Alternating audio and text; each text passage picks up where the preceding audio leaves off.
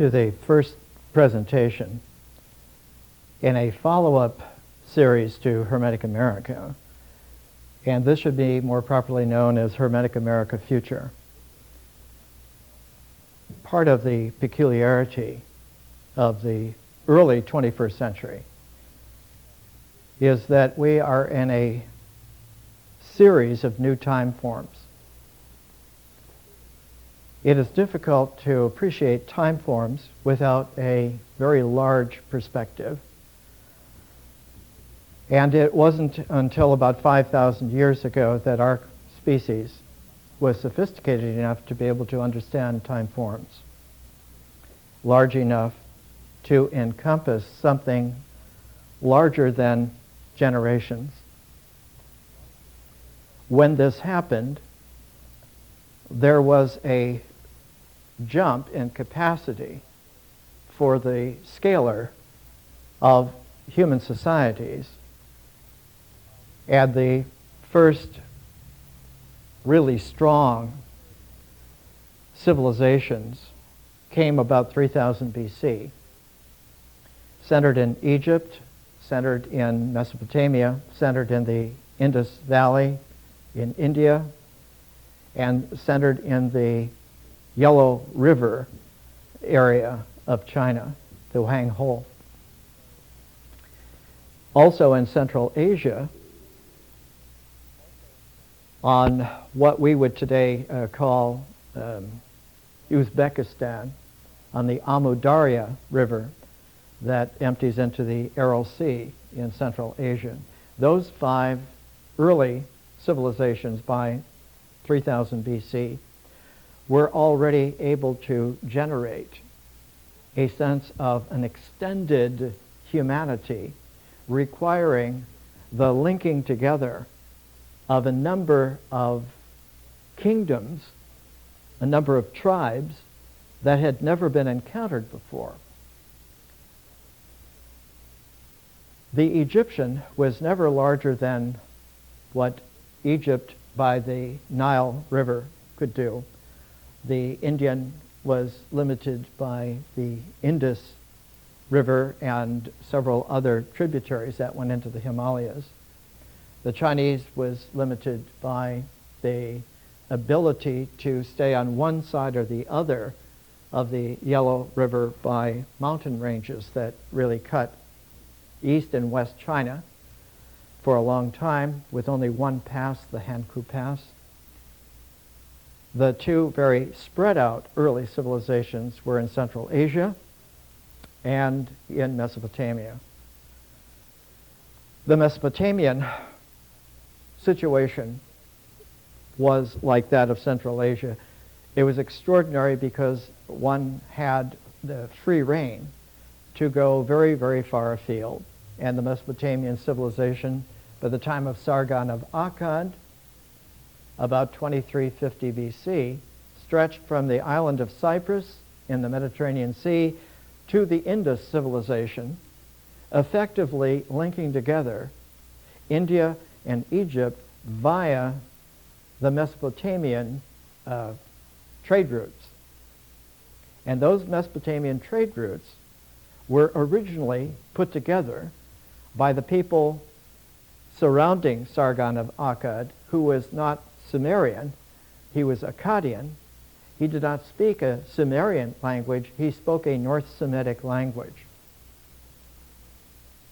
So that the first people put in charge of this Indus to Cyprus multi-area trade route civilization, the people who made it work, who kept it together, were Semitic-speaking people. That Akkadian Semitic language is the progenitor of a whole family of languages, one of which is early Greek. 2,000 years ago, it wasn't Greek. It is what is called now Linear A, and after about 500 years, it developed into Linear B, and from there it developed eventually another 500 years into Classical Greek about the time of Homer. Another language that came out of this was the early language of an area that was controlled by a trading nexus called Ugaritic and Ugaritic as a language after about 500 years, spawned Phoenician and also early Hebrew. So that the Greek, the Hebrew, the Phoenician languages are all related together, having a North Semitic cognate base, and that this language was carried all the way to India, so that the early Indus civilization, this is maybe 15 to 1700 years before the Rig Veda, before the Aryan invasion of India. These Indians were dark Indians. They were Dravidian Indians, indigenous. They did not have a caste system of Brahmins at the top and Kshatriya warriors and so forth. It was based on a whole different ecology of understanding. And its two large cities, Harappa and Mohenjo-Daro, had paved streets and citywide plumbing for several 100,000 people by 2600 BC. So they were very sophisticated. The ties between India and Egypt and the Mediterranean, extending very rapidly from Cyprus all the way to Crete, and then into the islands of the Aegean. Mainland Greece was not that important at the time. The islands were more important. But as that took place, a distillation of the wisdom of different peoples at different times required an overview, and it was that overview that was held together by the common language of those people who were controlling the massive trade routes. And so the Semitic language origin became a wisdom language. And the first great author in the world was a woman who was the daughter of Sargon of Akkad. Her name is Enneduanna, and you can find websites devoted to her now by the 21st century. She was the world's first great writer of literature. She wrote the Inanna epics, and she also wrote the 42 hymns, taking a hymn for each of the temple cities in the Sumer-Akkad region, which was the center of this new civilization, and weaving those 42 hymns together to make an overview of a new vision of the divine, and showing that there's not only a common denominator, but that there is a new overview, literally a new heaven, a new canopy, a new dome, which meant that for man there was a new mind, that the dome of man's mind now was able to expand more and more of the world, and in such a way that it was a harmonic set that could be expanded even further. 300 years after Sargon came Abraham, who left the Sumerian Akkadian city where he was born, Ur. He is identified by Moses in the book Genesis in the Old Testament, coming from Ur of the Chaldees. The Chaldeans being later people from the Akkadians and Sumerians and so forth. He was born about 2000 BC, which meant that he was born about 350 years after Sargon. But what comes out from this is that time forms began to be computed in such a way that the civilizations that were set up were seen to have a beginning, they were seen to have a middle, an extension, and they were seen also then to have an end. And that the end very often came in some catastrophic, sudden, apocalyptic ending, out of which a new beginning would happen from a leftover remnant. We today in the early 21st century face a psychophysical challenge in that we are literally survivors of a catastrophe. The catastrophe is not only have the time forms ended on many different levels, but that for the first time in about 50,000 years, our species is undergoing a new species, a new emergence. Now we are able, with 21st century science, to establish that our particular cognate species, Homo sapiens, has been around now for almost 200,000 years. In that out of that 200,000 years, 3/4 of it was spent in the Africa around where is today the border between Ethiopia and Kenya. Lake Turkana is the center of that terrain and geography. But that about 50,000 years ago, the Homo sapiens branch refined itself, and that those men and women are very much like ourselves and should be referred to as Homo sapiens sapiens. They were not only wise men, beings, but they had become refined to becoming wise about being wise.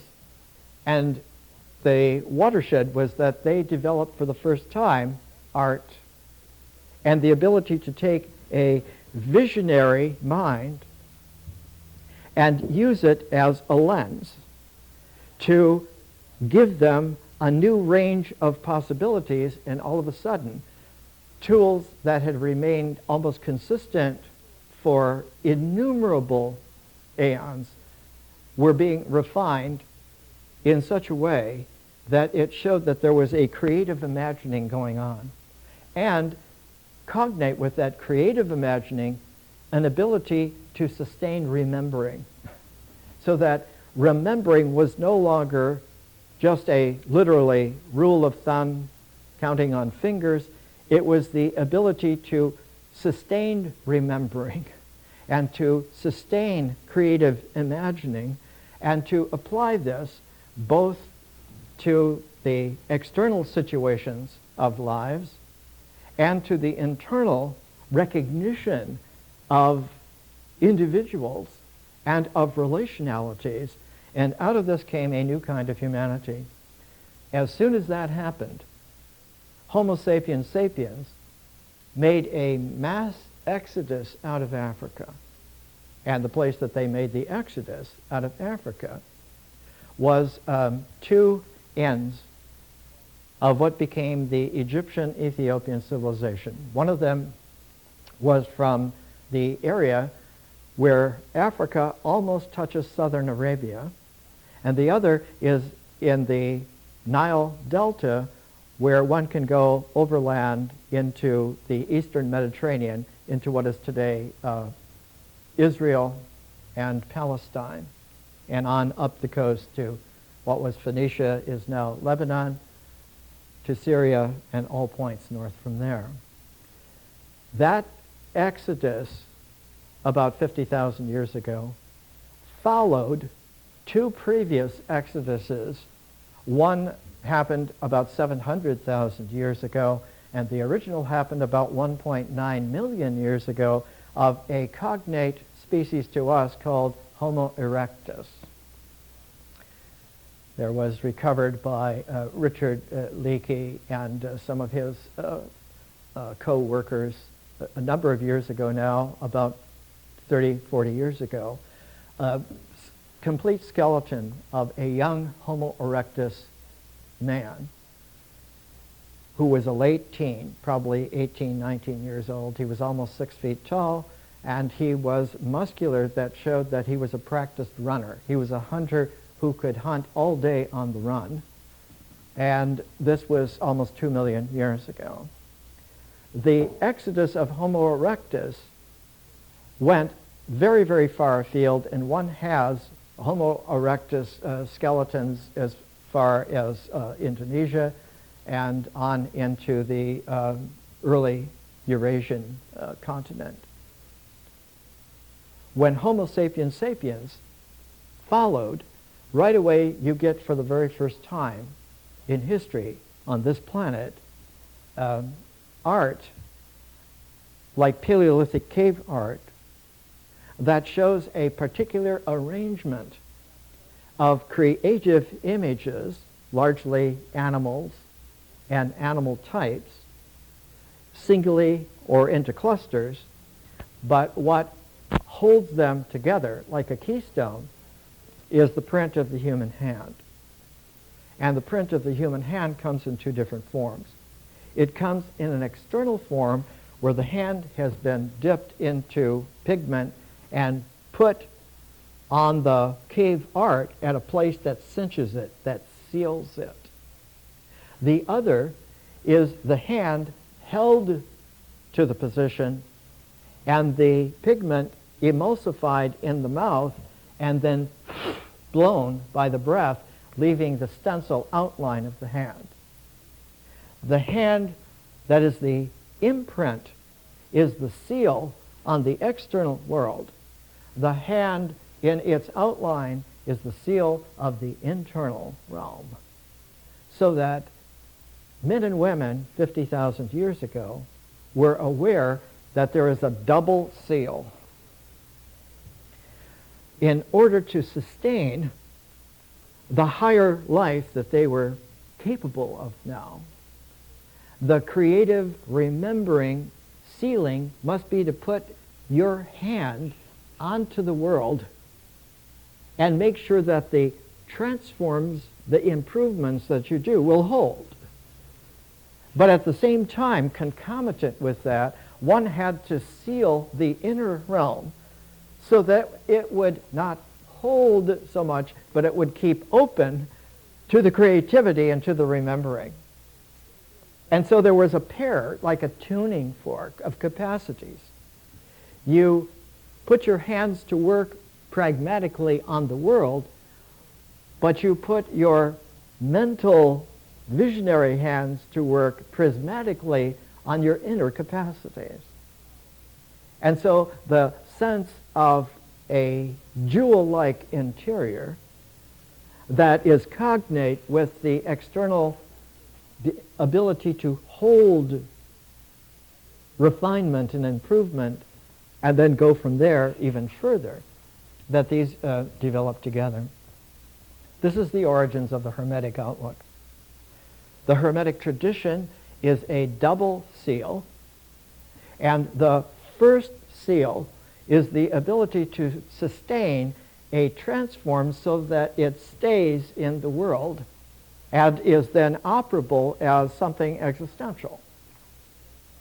That first transformation that deals with the world to change the world is, in a time-honored way, dealt with as the making of wine out of water by fermentation. And in the same way of making bread out of grain by a kind of a fermentation. So that the Hermetic transform of the world is to ferment it with our capacities and learn how to sustain it so that the transform is complete, so that that cycle is there and that wine will be as existentially real as the water. That bread will be really edible and nourishing and there, just like the grain. But the second transform, which is tuned to it, is a different transform.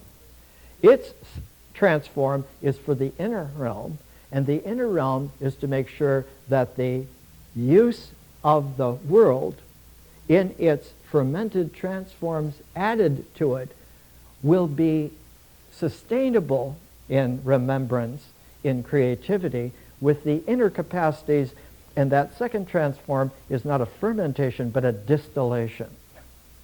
It's taking the wine and distilling it into the cognac, taking the wine and distilling it into the champagne, and that it is the liqueur, alchemically, of the cognac or the champagne that now has an effect on the inner person in a very special way.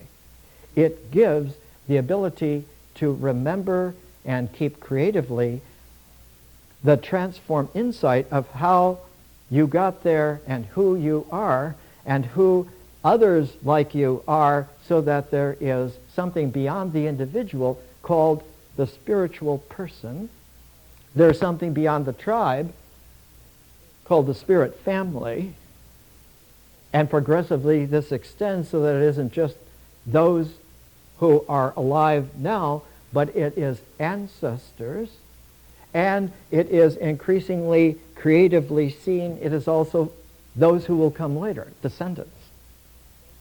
So that spirit communities now acquire a sense of historical capacity, of thinking back to how it was for our ancestors, how it will be for our descendants, and tailoring the transforms of the outer world and of the inner world so that it will sustain as long as memory continues as remembering, and as long as creatively imagination continues to work. So that what comes out of this is the art of person making, which is the distillation of the individual in the mind, in the symbolic thought, cognate with the changes which have been wrought in the world. That one does not have to go and gather wild grasses. You can learn to plant the grasses where you want them, and you can refine by experiment and come up with new levels. Emer is a transform of wild goat grass, and by bringing the goat grass back in with Emer a second time for another transform, you get bread wheat. Wild goat grass has 3 or 4 grains per stalk. Bread wheat has in the 30s. So that you have for the first time, vis-a-vis just grain, you have the ability to now feed a very large population of people in a controlled way, as long as you work with the cycles of what you're dealing with. The tending of the ground, the tending of the planting, the tending of the harvesting, the making sure that you take some of the grain to reinvest it and keep the cycle going, and to develop further and further lands for this. The same with the transform of animals, the same with the transform of minerals.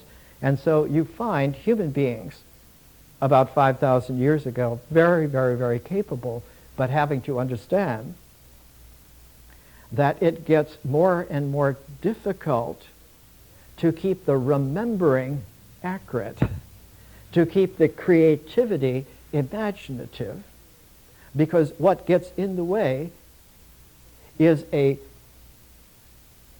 built-in flaw that if you do not continue to remember, if you do not continue to create imaginatively, you automatically regress.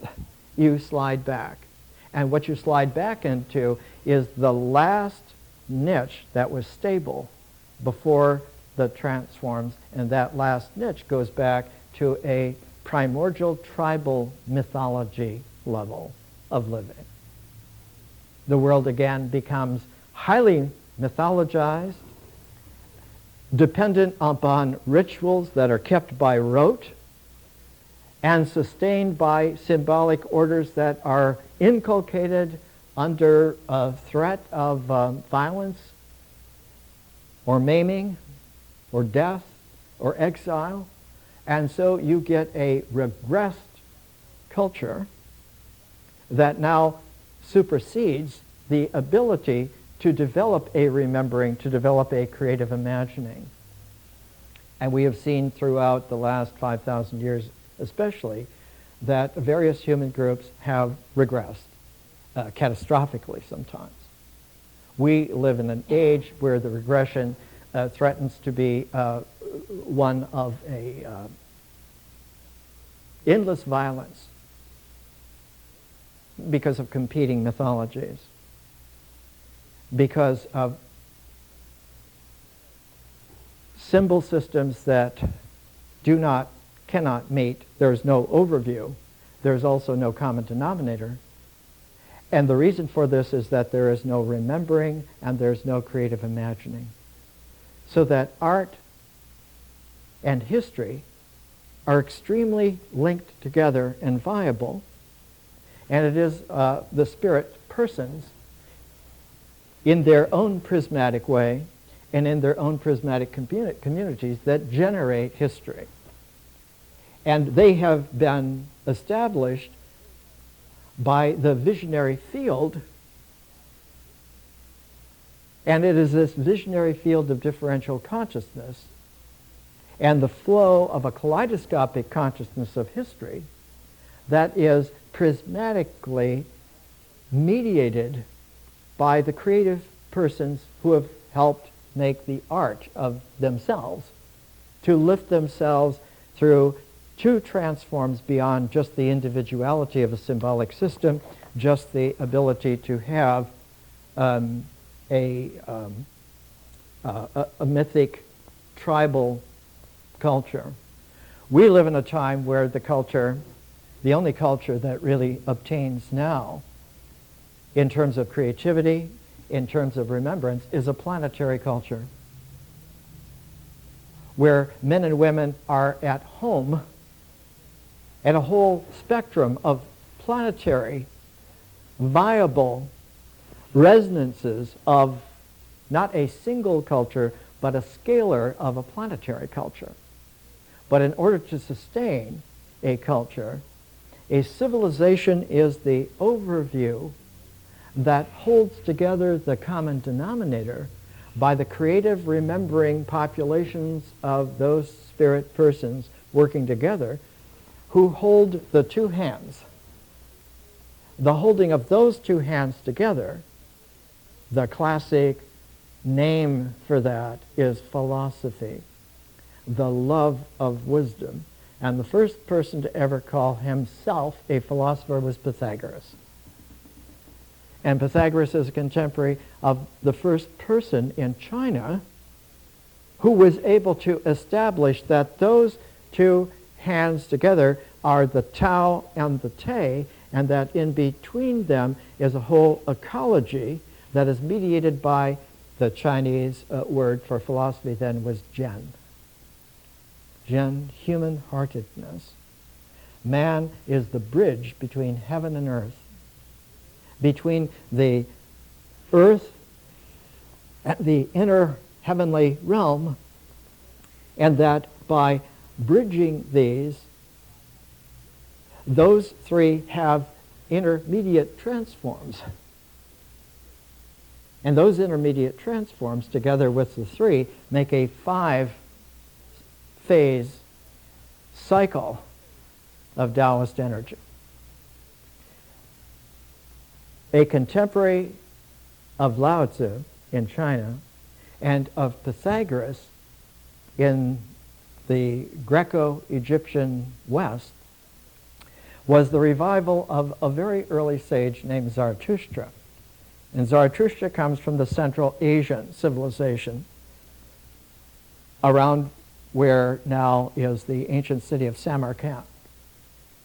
And their trade route ran all the way down the Amodarya River to the Hindu Kush, over the passes into the Gobi Desert region, and split into two. There was a southern route that went along the Kunlun Mountains. There was a northern route that went around the bases of the Tian Shan Mountains, and they met together in the far east of the Gobi Desert, where there is a pass, the Lan Ku Pass, going into the Wei River, where one of the greatest of all the world's cities, ancient cities, Chang'an, was located just before you came to the Panku Pass to go over to the eastern part of China. That huge trade route originally developed fastest along the southern route, whereas the northern route developed later on in Chinese history, and it was known as the Silk Road. The southern root has never received a name other than the one I gave it several decades ago in San Francisco. In the 60s, I called it the Jade Road because the number one introduction to China at the time was the value of jade in two particular styles, a dark jade and a light jade. The light jade is not white, but it's called mutton fat jade. The darker sometimes is called a spinach jade. It's a very, very dark green. The other is a very whitish green. And the source of those two colors of jade came down through two separate streams, and where they met was the great trading city that specialized in carrying the jade both into China and back out into Central Asia. Another aspect that came with the Central Asian people were the ability to tame horses, and to tame horses into pairs so that one could have chariots. And the first time that you find chariots and jade in China is about 2250 BC with the origin of dynastic China, the Xia dynasty. So that you find that increasingly as civilization developed, the ability to remember had to be extended so that the time forms now were larger and larger so that one could keep track of the overview of how this happens and the common denominator of why it is happening, and the bridging capacity of those to be able to put their hands onto things and really do them, and to put the openness of the touch of their comprehension on themselves and each other so that they could continue to have this refinement. We live in a time now where the overview is so complex as to be almost labyrinthian, and it is almost non-existent, though attempts have been made for the last 300 years to try and really understand this. My work for the last 50 years has been to be able to present the overview so that one can really master it in terms of understanding what to do and understanding the openness so that the doer is free to do. Held together by a philosophy which brings together the Pythagorean, the Lao Tzu, the Zarathustrian, and from the ancient Mid-East, that great genius from the family lineage of Sargon of Akkad and Eduana. Before we take a little break, I spent 10 years translating the ancient yasnas of Zarathustra with a great Persian friend of mine. Zarathustra was not living at the time of Pythagoras and Lao Tzu, and in India the historical Buddha was all of the same time, but Zarathustra was revived some 1500 years later by the Achaemenid dynasty under Cyrus the Great. And it was just at this time that the exile of the captive Jews was ended, and they were allowed to return back to their home to rebuild Jerusalem, to rebuild their Holy Land experience. And so the revival of that capacity to return out of exile was toned by the revival of Zarathustra, so that one finds in the wisdom, creativity of those Jews coming back home a particular sensitivity to the wisdom of Zarathustra. And at the same time, Pythagoras, who had studied for 22 years in Egypt, studied for 11 years in the Achaemenid dynasty of Persia, and so you find a great cognate at the time of Zarathustra between the new depths of Judaism, the new depths of Greek philosophy, the new possibilities of Egyptian wisdom, the new refinement of India and China, and you find all of these together in what has been called, most accurately, the axial era in world history. That everywhere that one looks, one finds the great classics of the civilization that sustained us into the 20th century. Did not sustain us very well because it began to run out by the 18th century, by the 1700s. And in fact, one particular cycle ended in the 1700s. And the second overlaying cycle ended at the end of the 20th century, 1991. We're going to take a little break, but I want to give you two short verses from Zarathustra. This is from almost 4,000 years ago. And we'll come back and we'll immediately go into where this goes into Hermetic America. Then spoke Ahura Mazda, all-knowing, waving wisdom. Never an isolated being is found, nor a judge above Asha. This way, indeed, our shepherd guards, manifesting creative form. And this blessing of Ahura, mantra formed, Asha in sync with Mazda, the earth, sweet progression, enlightened with pure words, whoever has Vohuman, he bestows continuity to mortals. And so you find the double transform of the world through Asha, and she is the ordering, the wise ordering of the world. Vohuman, who is the male open mind of man, and together they are able to see Mazda the brilliant and Ahura the ineffable becoming together an Ahura Mazda tuning, so that the open mind and the ordered world form an ecology together. And thus nature is not made supernatural, but nature has its naturality enlarged. And if it does not, all that has been accomplished becomes literally supernatural in a regressive way, and that is, it becomes the subject of superstition and becomes feared.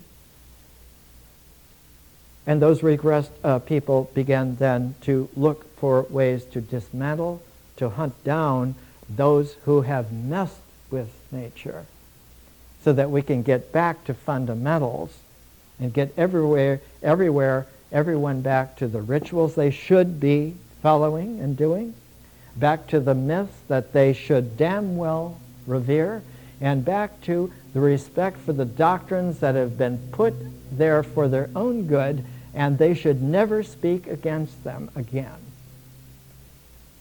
You recognize it, of course. Let's take a break. Let's come back and give ourselves a focus here. 2,000 years ago, at the beginning of what we measure as the 1st century AD, or the 1st century of the Common Era, in 36 AD, according to half a dozen of the great Greek or Roman writers of the day, historians, scientists, so forth. Historians like Tacitus, scientists like Pliny the Elder, they all report that a phoenix was sighted in Egypt, and that this was the sign of a completely new cycle of the Phoenix, which was 500 years.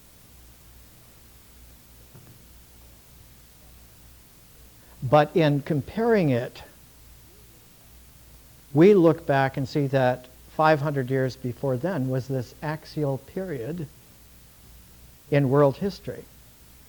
The time of Lao Tzu and Confucius in China, the time of the historical Buddha in India, the time of Pythagoras in the Greek, Egyptian theater, the time of the return of the Jews from their exile in Babylonia, the revival of Zarathustra, and that 500-year cycle looks back 500 years before it.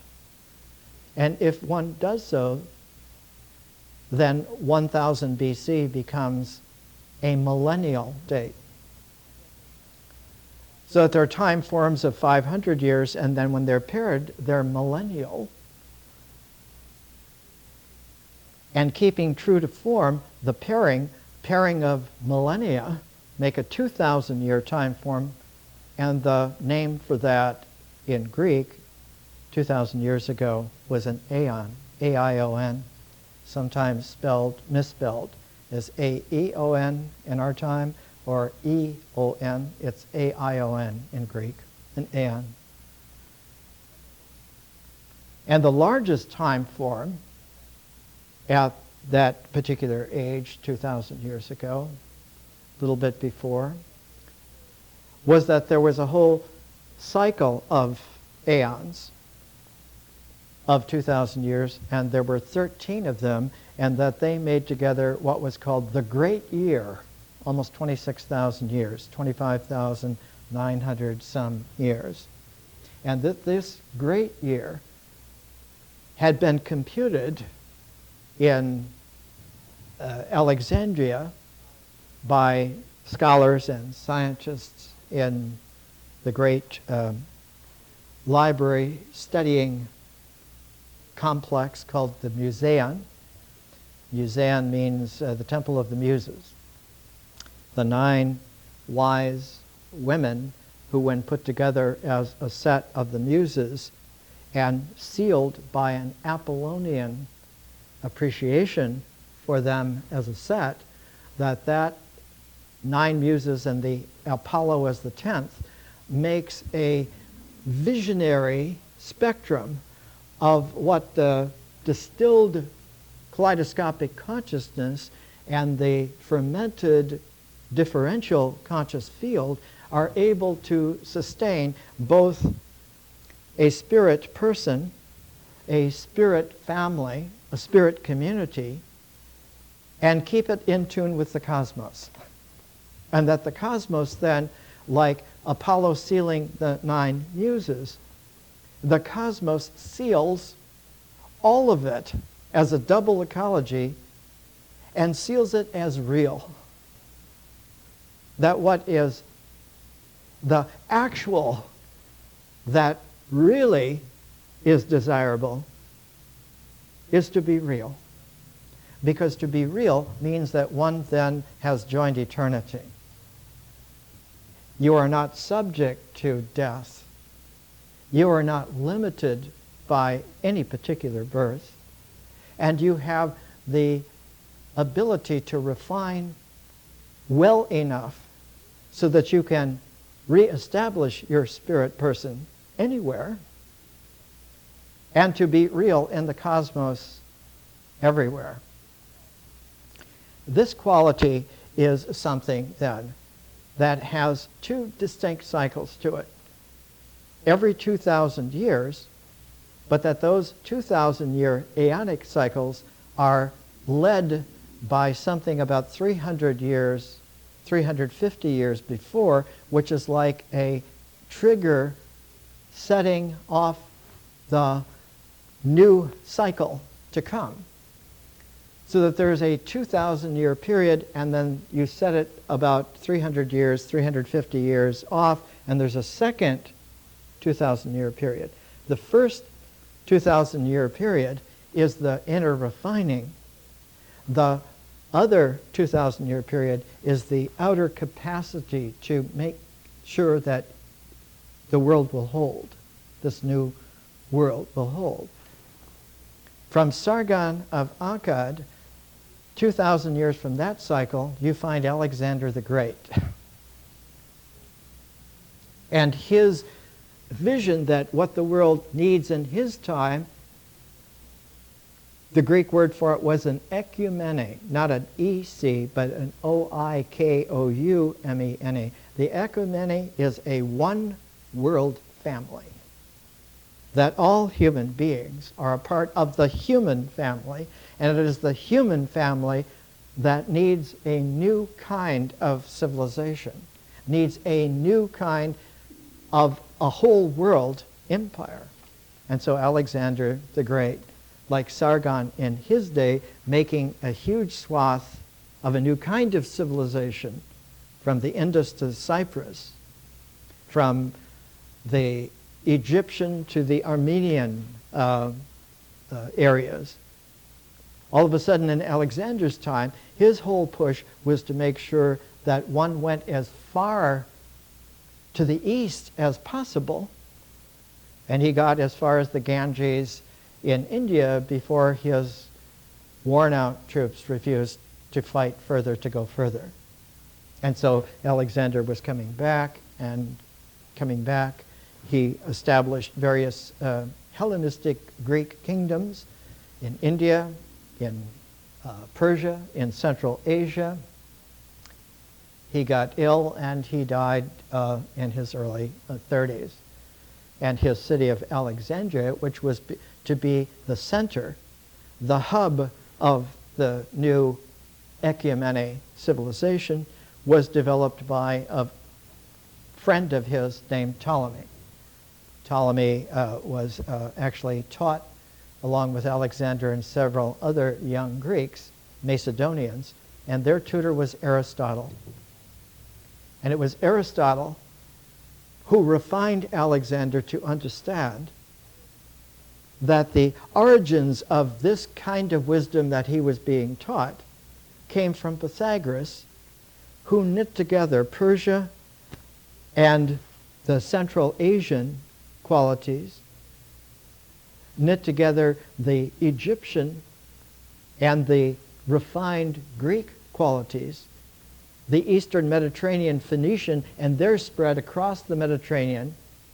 By Pythagoras' time, the Phoenicians had already established ports like where Marseille is in France, and gone through the Gibraltar Strait, had established long before Carthage on the North African coast. So that Pythagoras actually spanned from the Atlantic Ocean to the ability to have a contact far enough in India to realize that there was something beyond India that was even greater than India. And that would have been the Far East centered around China.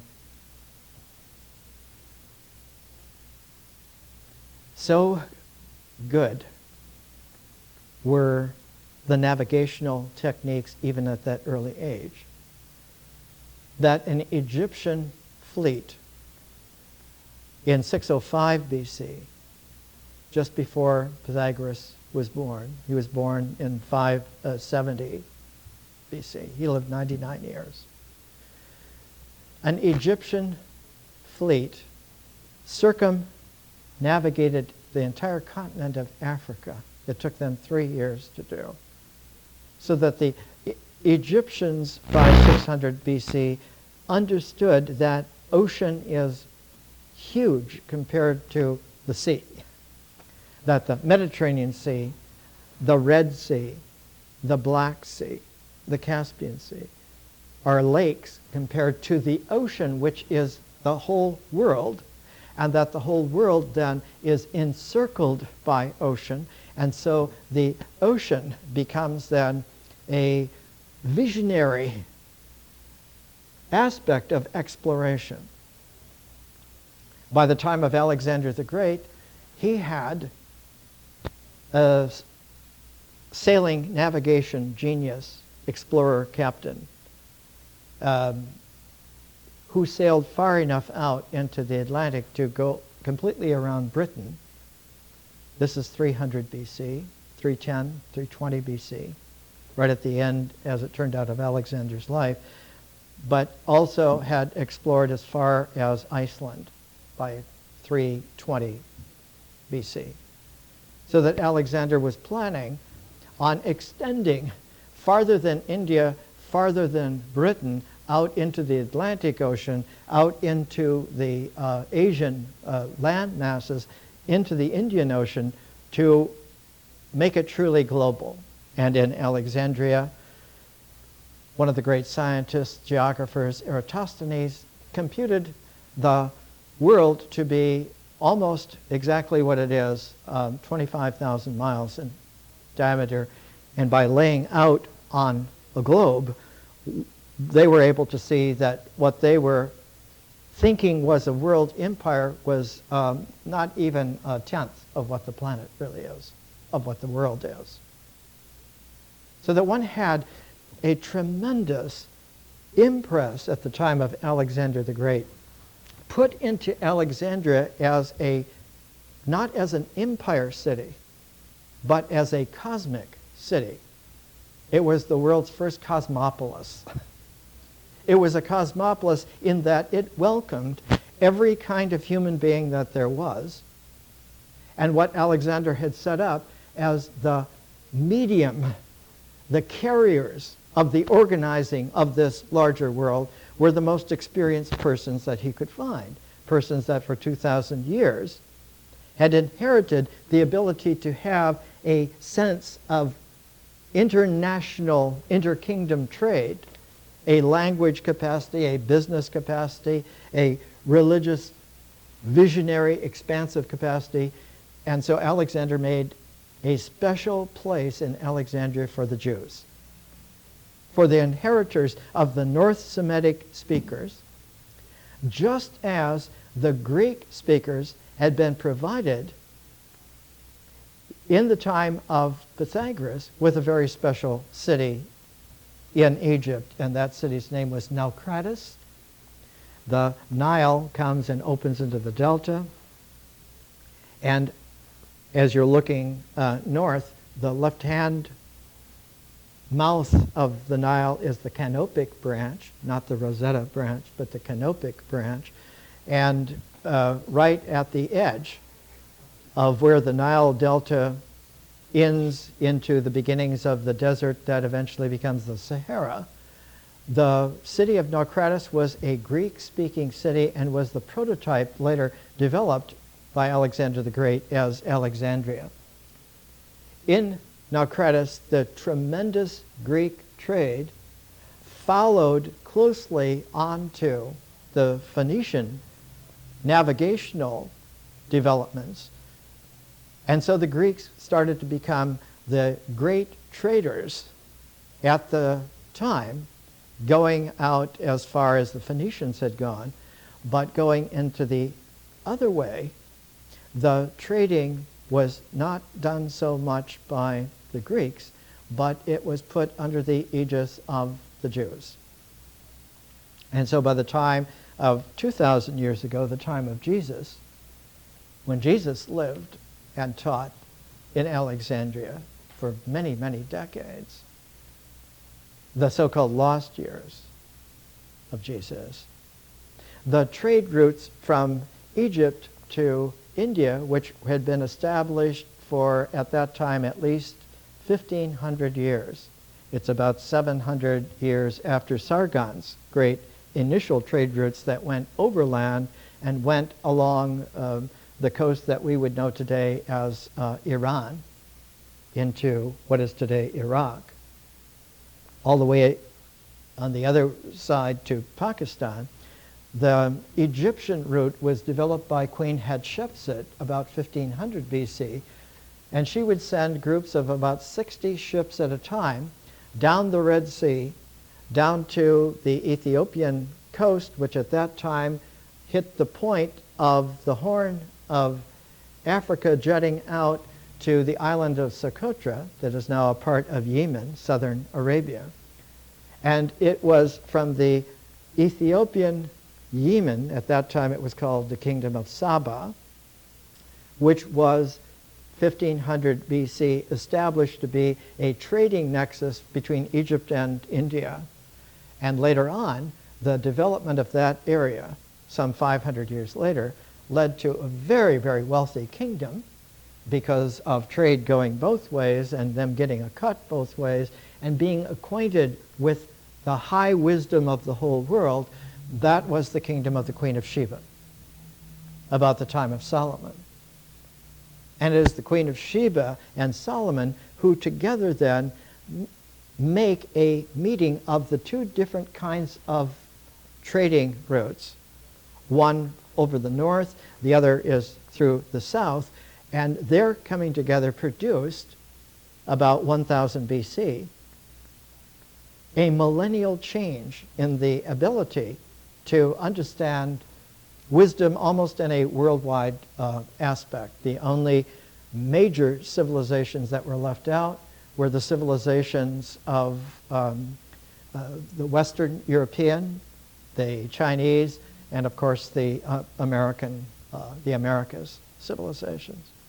But all the rest was being knit together in such a way that there was a common denominator of understanding in terms of how the world really can work, and an inner refinement of an overview of how all of this works to produce a new age, a new quality of human being, a new refinement. In China, and I, before the break, showed you the 10 years of work translating Zarathustra, whose language was not Arabic or Farsi, whose language was ancient Avestic, which is an Indo-European language very much closer to English than it is to Farsi. Just like the ancient Buddhist language of the South, Pali, is more cognate to English than it is to Sanskrit. But I also spent about 35 years making a translation of Lao Tzu's Tao Te Ching. And in the 42nd chapter of the Tao Te Ching, in my translation, you can hear from 2,500 years ago, the Chinese put into a 21st century English poetic that speaks like Lao Tzu speaks in Chinese.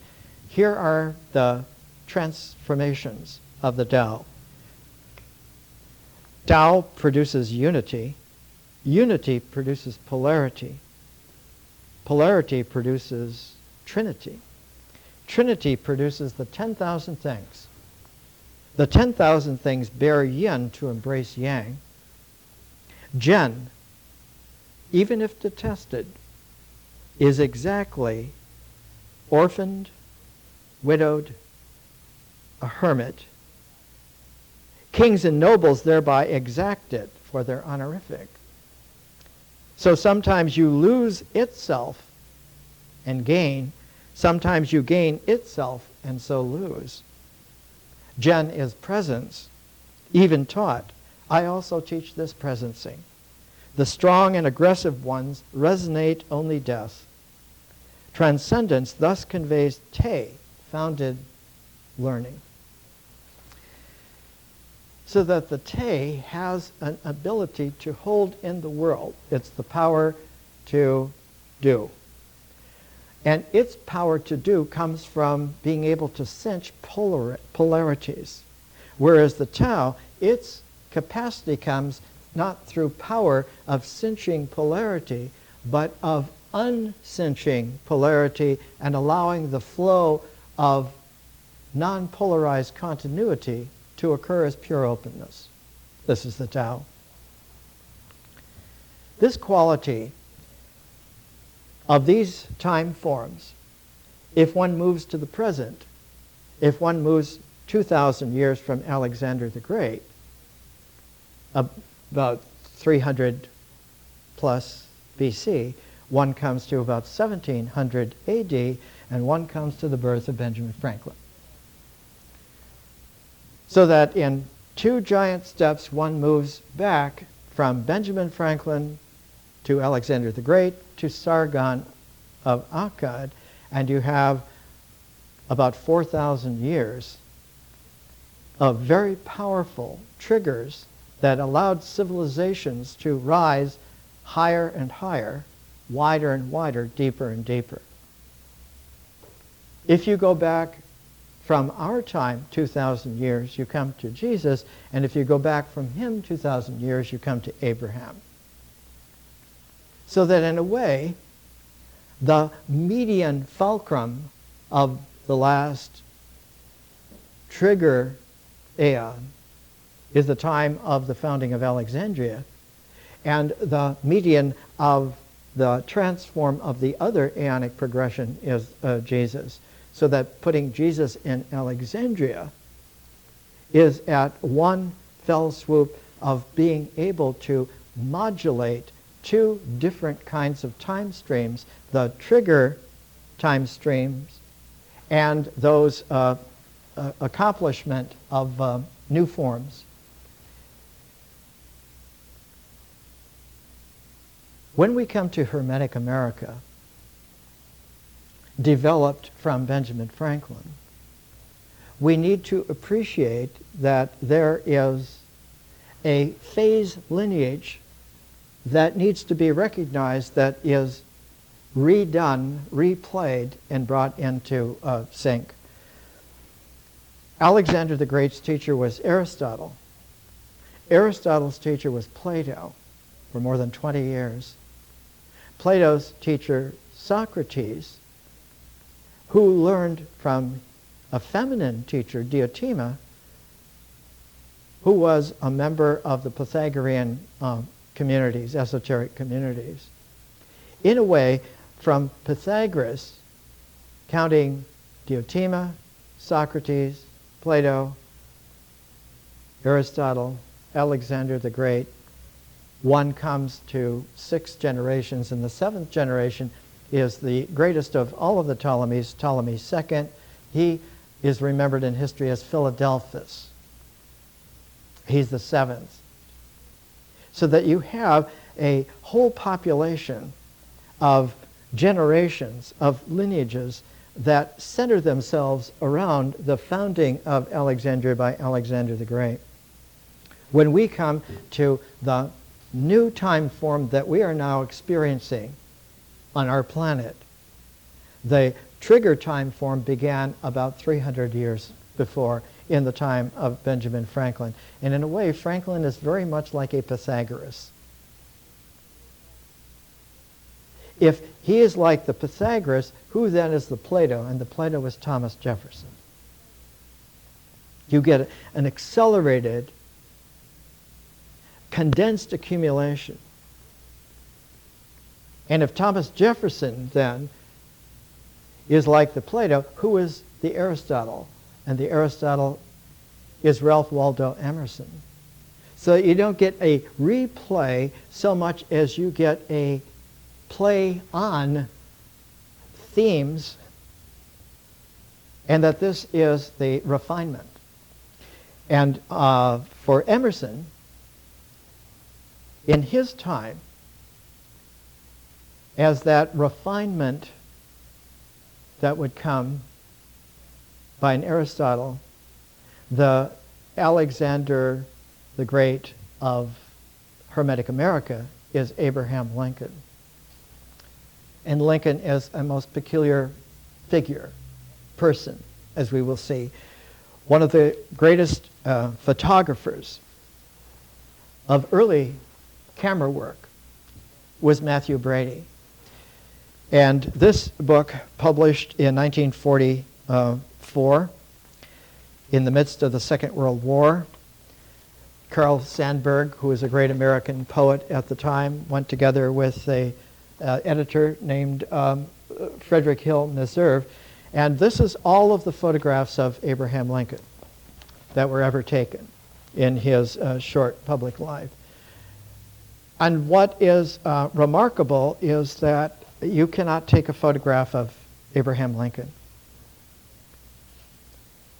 Brady, who was an extremely professional photographer, even that early, said finally, "It is not possible to take a portrait of Abraham Lincoln in one shot." And the reason for this is that every single feature of Abraham Lincoln's face moved independently, as if it were not a integral order, as if it were a matrix of suspended elements that constantly was reassembling itself in a creative swirl. And that any particular photograph was, yes, Lincoln, but it wasn't the whole of Lincoln. And as a young man, you can see already a peculiar kind of a quality where the inner man is completely at peace with the outer man. And the last photographs of Lincoln just before he was assassinated, this is March 6, 1865. You can see that the equilibrium is still preserved, but it has gone through an incredible suffering. The inner and the outer suffering has been kept equal. And it is this ability for Lincoln to be able to express something which is very rare in planetary history. And that is from an equanimity of inner and outer, the inner spiritual person and the outer spiritual endeavor in the world. And this is just a paragraph, less than a paragraph, just a few sentences from the second inaugural address of Lincoln just about a month before he was killed. On the occasion corresponding to this 4 years ago, all thoughts were anxiously directed to an impending civil war. All dreaded it, all sought to avert it. While the inaugural address was being delivered from this place, devoted altogether to saving the Union without war, insurgent agents were in the city seeking to destroy it without war, seeking to dissolve the Union and divide effects by negotiation. Both parties deprecated war, but one of them would make war rather than let the nation survive, and the other would accept war rather than let it perish, and the war came. On the 8th, 1/8 of the whole population were colored slaves, not distributed generally over the Union, but localized in the southern part of it. These slaves constitute a particular and powerful interest. All knew that this interest was an extent. This was the object for which the insurgents would rend the Union, even by war, while the government claimed no right to do more than to restrict the territorial enlargement of it. Neither party expected the war, the magnitude, the duration which it has attained.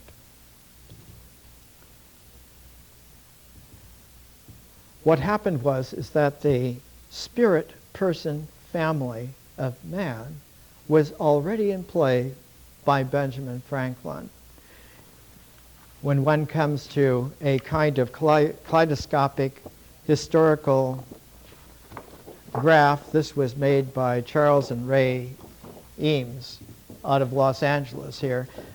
This is a kaleidoscopic timeline of the times of Franklin and Jefferson. They were paired together in a great exhibit for the bicentennial of the Declaration of Independence, 1976. And one finds in the column for Franklin that he was able to found a society for the freedom of slaves. And at the very same time that he founded the American Philosophical Society in 1743 is the time when Thomas Jefferson was born. The linking together of Franklin and Jefferson is not just a nicety of American history. They actually form a successive pairing like Pythagoras and Plato. Pythagoras made the visionary origins of philosophy. Plato made a vehicle by which that philosophy could be acquired by anyone who would have the patience to go through the process to acquire it. Franklin made a Hermetic America, and Jefferson made it possible for that to be extended to anyone who would participate long enough to refine themselves out of a old world sense of individuality and identity into a new world openness of possibilities of many ways in which you might be, and of extending that courtesy to all others as well. Jefferson said in a letter to Joseph Priestley from Philadelphia, January 27th, 1800, he said, "I enjoy reading Homer and the original more than to have to read even good translations of it.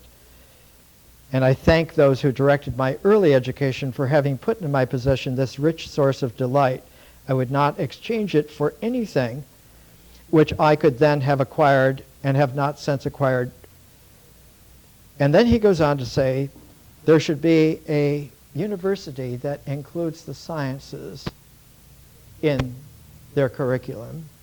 There should be a place where the maturity of our persons does not look to the past in order to ground itself on mental certainties, which is like a Gothic cathedral, which is a frozen transcendence of religiosity according to doctrines now, creative at that time, but now definitely medieval, and requiring a historical perspective in order to understand its value, but its relationship as a forerunner to times in which we live now, and that the new world of the United States of America was not looking to ground itself in the past so much as to looking to open itself to the future, and that the future is of unlimited visionary possibilities as long as they're able to be prismatically lensed by mature persons in their own spirit who at the same time have the ability to do things in the world and see that they're done right, not according to some code or doctrine, not according to the past, but they're done right in equilibrium with the visionary capacity which they have and which is shareable. So that what happens is that the doing of these people together results in a current of history where the kaleidoscopic capacities of it are in a concentrated rainbow, and in the deepest integral of that rainbow, one would have what one has when you put all the colors of the rainbow together. You get sunlight, you get white light in terms of our star.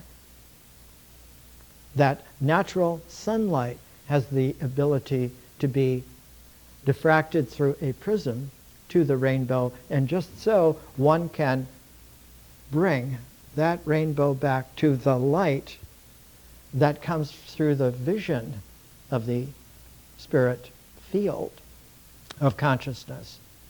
So that the spirit person, the idea of an individuality, the idea of an identity are minuscule compared to the unlimited range, the harmonic capacities of human beings as not just the people, but as the family of man.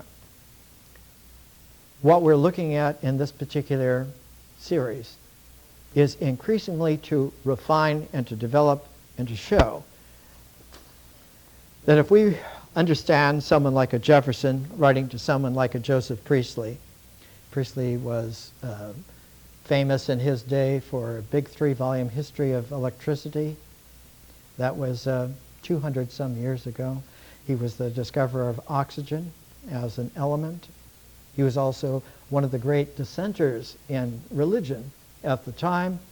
He founded a group called the Lunar Society that met on full moon nights in his native Birmingham, England, and it included a whole range of maybe 20 or 30 geniuses all at the same time. That Darwin's father was in there, Josiah Wedgwood, etc. And Priestley found that the fundamentalist of his day hated him for opening up possibilities, and they burnt his house, burnt his library, threatened with death his entire family, so that it was Jefferson who reached out and invited Priestley to move his entire family to the United States and welcomed him and sheltered him for the rest of his life and his family. Their relationship had been founded by Benjamin Franklin.